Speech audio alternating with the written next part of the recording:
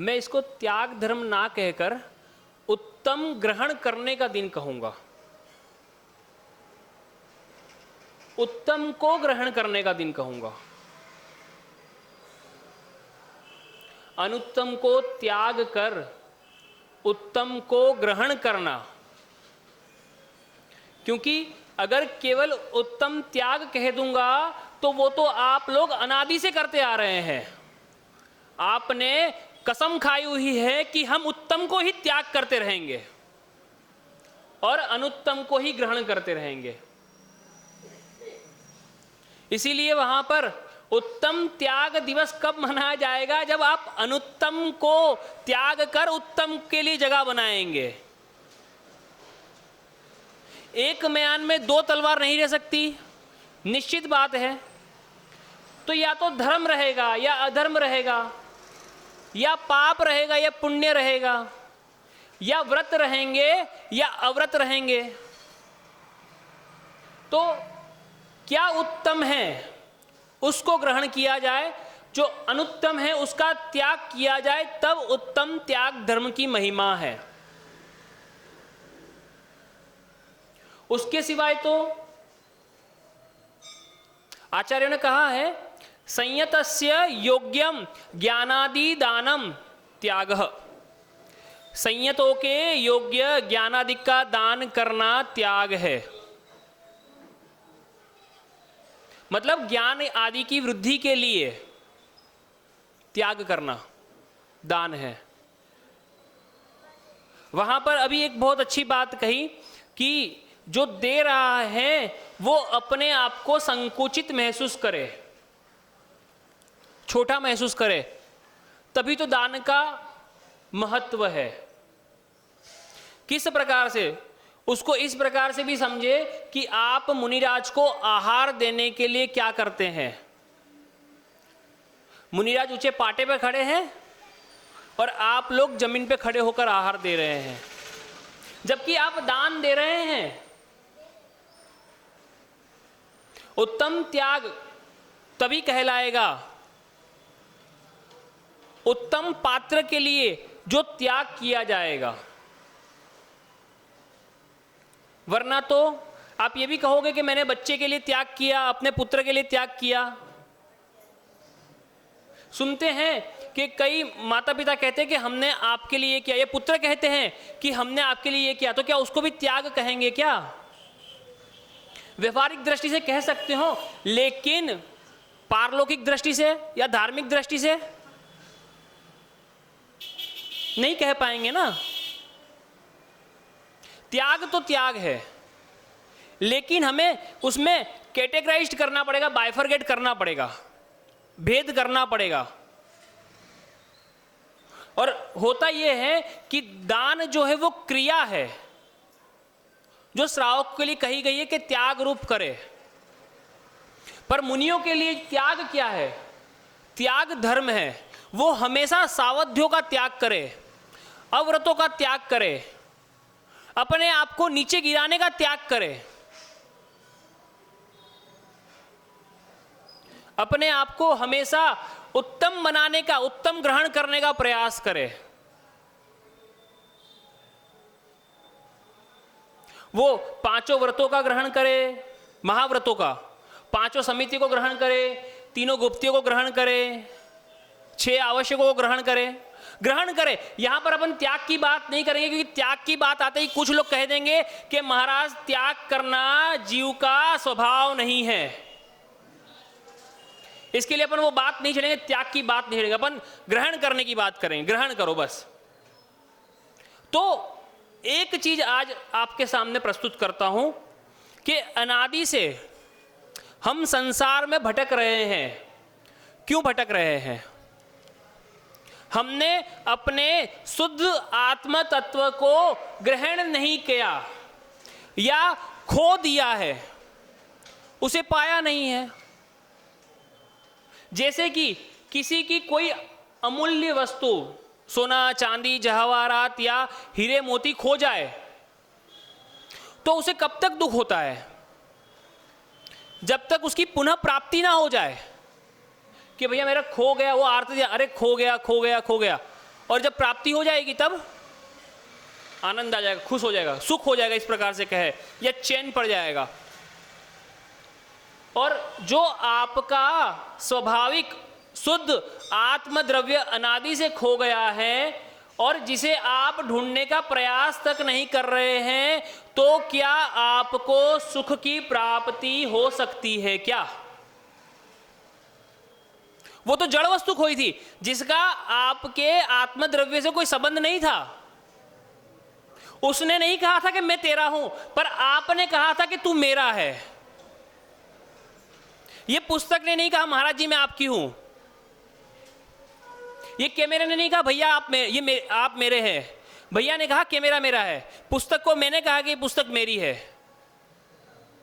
तो उसके साथ संबंध मैंने स्थापित किया था, पर मुझे संबंध किसके साथ स्थापित करना था? अपने शुद्ध द्रव्य के साथ में। ग्रहण किसको करना था? अपने शुद्ध द्रव्य को, अपने स्वभाव को ग्रहण करना था। और मैंने ग्रहण किसको किया? विभाव को, जड़ पदार्थों को, छल को ग्रहण कर लिया मैंने।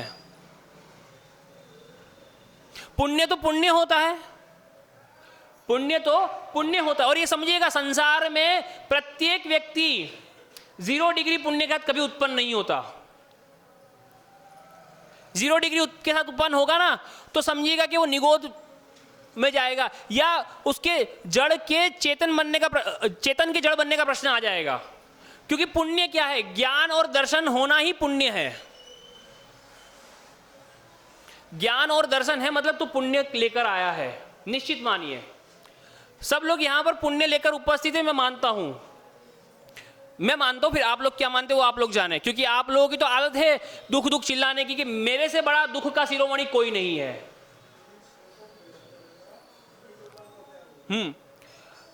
सब लोग यही कहते हैं कि मुझसे बड़ा दुखी कोई नहीं है, पैर पटकते हैं कि दुख ना आए, लेकिन फिर भी दुख परेशान करता है। क्यों परेशान करता है उसकी भी चर्चा करते हैं। तो पुण्य है, पाप तो पाप है। और पाप और पुण्य की मिश्रित अवस्था संसार में देखने मिलती है। पर वो पुण्य का हम किस प्रकार से प्रयोग कर रहे हैं? आर्द्र रुद्र ध्यान करके पुण्य को पापानुबंधी पुण्य बना रहे हैं, या धर्म ध्यान करके, या शुक्ल ध्यान करके? शुक्ल ध्यान तो हो नहीं सकता, लेकिन धर्म ध्यान की चर्चा करें तो धर्म ध्यान के माध्यम से उस पुण्य को पुण्यानुबंधी पुण्य बना रहे हैं।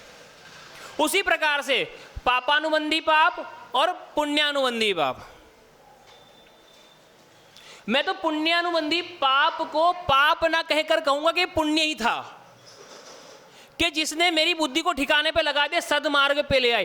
क्योंकि पुण्यानुबंधी पाप के उदय में व्यक्ति पापों से डरकर धर्म की तरफ भागता है। क्योंकि जिसके अनुबंध में पुण्य होगा ना, वो निश्चित रूप से धर्म की तरफ ही अग्रसर होगा। चाहे पाप का उदय हो चाहे पुण्य का उदय हो, उसके उदय में वो धर्म की तरफ अग्रसर होगा।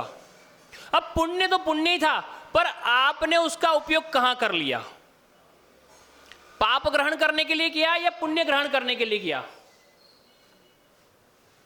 अगर पुण्य ग्रहण करने के लिए किया तो आपने उत्तम ग्रहण करने के लिए अनुत्तम का त्याग कर दिया, यानी उत्तम त्याग धर्म को स्वीकार कर लिया। और अगर पाप का उपयोग आपने पुण्य के अनुबंध में किया वही, तो आपने उस पाप को पुण्य के रूप में परिवर्तित कर दिया। अब आपके पास पाप ठहरेगा नहीं, क्योंकि उसमें संक्रमण होता है ना प्रकृतियों में, तो वो पाप प्रकृतियां पुण्य रूप संक्रमित होके हो जाएगी। हमने क्या किया वो देखिए। सबसे बड़ी बात तो हमने अंगारे को रत्न समझ लिया। और क्या आपके अंगारे को रत्न समझने से क्या वो आपको सुख उत्पत्ति करवा पाएगा? क्या? निश्चित ही वो आपके हाथ को जलाएगा। आपको छोड़ना तो मिथ्यात्व को था, पर आपने मिथ्यात्व को रत्न समझ के पकड़ लिया, तो क्या करेगा आपके लिए?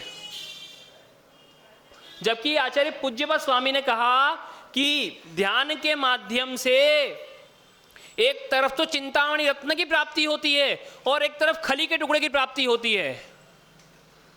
और आपने क्या किया, खली के टुकड़े को पकड़ लिया। बोले क्यों? बोले इस खली के टुकड़े को पकड़ूंगा, कम से कम इसमें बुरा मिला के खा तो पाऊंगा, रत्न मेरे क्या काम आएगा। आपने मिथ्यात्व को ही रत्न समझ लिया, तो क्या करूं बताओ मैं? जो त्यागना था उसको त्यागा नहीं, ग्रहण कर लिया। तो अब हम त्याग को भूल जाए, अच्छे को ग्रहण कर ले। और 10 धर्म ध्यानों में पहला धर्म ध्यान कौन सा है? अपाय विचय, ठीक है ना। तो अपाय का अर्थ क्या होता है? त्याग करना। आज सुबह ही हरिवंश पुराण के 55वें सर्ग में पढ़ा, जहां पर नेमिनाथ भगवान के केवल ज्ञान कल्याण के अंदर पहले लिखा था अपाय विचय धर्म ध्यान का अर्थ होता है त्याग के बारे में विचार करना। आज सुबह ही पढ़ा हरिवंश पुराण के अंदर, अपाय का अर्थ होता है त्याग करना। उत्तम त्याग धर्म आपका 8वां दिन है, पर धर्म ध्यान में पहला ही धर्म ध्यान है अपाय विचय, यानी कि बुरी चीजों को जो मुझे नरक में पटकेगी, निगोद में पटकेगी, तिरंचों में पटकेगी, उनका त्याग करना, अपाय विचय। जो त्यागने योग्य है उनका त्याग करना, उसके बारे में विचार करना, ये अपाय विचय धर्म ध्यान है। और आप कहते हैं कि हम अपने आप को शुभ उपयोग में लगाए, तो क्या आपने इस पहले धर्म ध्यान को फॉलो किया जो आप शुभ उपयोग में आ पाएंगे? नहीं, उपाय अलग है, ये अपाय विचय है। उपाय के अंदर तो दुख और दर्द का निवारण करना है। नहीं नहीं नहीं नहीं नहीं, उपाय में तो उनके बारे में विचार कर रहे हैं अभी, ये अपाय विचय है। त्याग कर दिया, क्या त्याग कर दिया? पापों का त्याग कर दिया, अव्रतों का त्याग कर दिया, अयत्नाचार पूर्वक प्रवृत्तियों का त्याग कर दिया। और 10 दिन बाद आप क्या करेंगे? व्रतों का त्याग करेंगे। 10 लक्षण पूरे हुए, उत्तम, क्षमा, मार्दव, आर्दव, सत्य, सोच, संयम, तपस्त्याग, किंचन, ब्रह्मचर्याणि, 10 लक्ष्य धर्म पूरे हुए। और आप 11वें दिन क्या करेंगे? इन 10 लक्षण का त्याग करेंगे। जबकि इन 10 लक्षणों को अपनी आत्मा में, अपने जीवन में प्रति समय उतार के रखना था। आज सुबह ही चर्चा थी कि 10 दिन के बाद क्या होगा। अभी तो ठेलों वालों का ऑफ सीजन चल रहा है, होटल वालों का ऑफ सीजन चल रहा है, 10 दिन के बाद में उसका सीजन खुल जाएगा, उसकी लॉटरी निकल पड़ेगी। तो हमने क्या ग्रहण किया और क्या ग्रहण करना था? अहिंसा को ग्रहण करना था, हमने हिंसा को ग्रहण कर लिया। संयम को ग्रहण करना था, हमने असंयम को ग्रहण कर लिया। और पहले ही कहा, एक म्यान में 2 तलवार नहीं रह सकती। उसी प्रकार से एक साथ में सम्यक्त्व और मिथ्यात्व कितने समय तक रह सकता है? अंतर्मुहूर्त तक। तीसरा गुण स्थान, पर वो निश्चित रूप से आगे जाके आपको पहले गुण स्थान में पटक देगा। अगर आपने संभाल लिया अपने परिणाम को, एक तलवार को रख लो, मिथ्यात्व को निकाल के बाहर फेंक दो, तब तो चौथे में आ जाओगे। तो समझना होगा कि हम किसका त्याग कर रहे हैं और क्यों त्याग कर रहे हैं। बस इसीलिए कहा कि आज त्याग की बात नहीं करेंगे, ग्रहण की बात करेंगे। मीठे दूध को ग्रहण करे, सम्यक्त्व को ग्रहण करे, व्रतों को ग्रहण करे, समितियों को ग्रहण करे, अणुव्रतों को ग्रहण करे, और पापों को इनके माध्यम से त्याग करे। पहले त्याग नहीं करे, पहले कुछ अच्छा ग्रहण कर ले। आप कहेंगे महाराज जी उल्टी बात क्यों कर रहे? क्यों? क्योंकि आप लोग त्याग को आत्मा का धर्म नहीं मानते, इसके लिए उल्टी बात कर रहा हूं कि ग्रहण कर ले पहले। और जब ग्रहण कर लेंगे अच्छी बातों को, तो समझ में आएगा कि वो कड़वा जहर है, वो तो त्यागने योग्य ही है, तो स्वयं त्याग देंगे। फिर इन प्रवचनों की आवश्यकता नहीं पड़ेगी, निश्चित मानिएगा। क्यों? अभी सम्यक दर्शन नहीं है ना, तो सम्यक दर्शन नहीं होने की वजह से लगता है कि मैं जो कर रहा हूं वो ठीक है, और मिथ्यात्व को ही ग्रहण किए जा रहा हूं। इसीलिए कह रहा हूं, एक बार सम्यक दर्शन ग्रहण करके देखिए। और आपने ग्रहण भी किया, पर कैसे ग्रहण किया? वो चींटी जब चीनी खाने गई तो मुख में नमक का टुकड़ा दबा के गई थी। कहानी याद है कि रिपीट कर दूं आज? एक बार की घटना है, दो चींटियां, एक चींटी नमक के कारखाने में और एक चींटी चीनी के कारखाने में। तो नमक के कारखाने वाली चींटी कहती है, यार मेरी जिंदगी बर्बाद है, रोज खारा खारा खाती हूं, कुछ आनंद आता नहीं है। चीनी के कारखाने वाली कहती है, तू आज रात को मेरे वहां दावत पे आ जा। दावत पे आ जा, तो ठीक है। अब नमक के कारखाने वाली चींटी चीनी के कारखाने वाली चींटी के वहां जाती है और चीनी खाना शुरू करती है। अरे बोले थू थू, बोले टेस्ट तो वही है, बोले नमकीन तो टेस्ट है, बोले इसमें क्या अंतर है? तो बोले तेरा मुंह खोल। तो अंदर से नमक की डली निकलती है। तो आप लोगों की स्थिति वही है कि आप लोग अपने मुंह में नमक की डली दबाए बैठे हैं और चीनी का टेस्ट करने का, स्वाद लेने का प्रयास कर रहे हैं। कैसे शक्य है? अगर सुई दो मुंह वाली है तो सिलाई कर पाएगी क्या? नहीं कर पाएगी ना। तो आप दो चीज का स्वाद कितनी देर ले पाएंगे? यानी कि मुंह में नमक भरा है और सम्यक भी जा रहा है तो वो मिथ्यात्व रूप ही परिणत हो जाएगा। तभी तो तीसरे गुण स्थान का समय अंतर्मुहूर्त कहा और उसके अंदर मरण नहीं लिखा। तो आपको अपने मुख से नमक की डली को निकालकर बाहर फेंकना पड़ेगा, कुल्ला करना पड़ेगा, फिर सम्यक रूपी चीनी की डली का, मीठे दूध का स्वाद आएगा। नहीं तो आपका जायका बिगड़ता रहेगा और सम्यक बेचारा बदनाम होता रहेगा। निश्चित मानिए आप लोग, ठीक है ना। तो सभी लोग अपने जीवन में प्रयास करें कि धर्म ध्यान कर रहे हैं, धर्म ध्यान कर रहे हैं, पर पहला धर्म ध्यान नहीं कर रहे, अपाय विचय नहीं कर रहे, तो कुछ नहीं है, ठीक है ना। बोले देवादिदेव श्री आदिनाथ भगवान की, द्वादशांग जिनवाणी माता की, परम पूज्य गुरुवर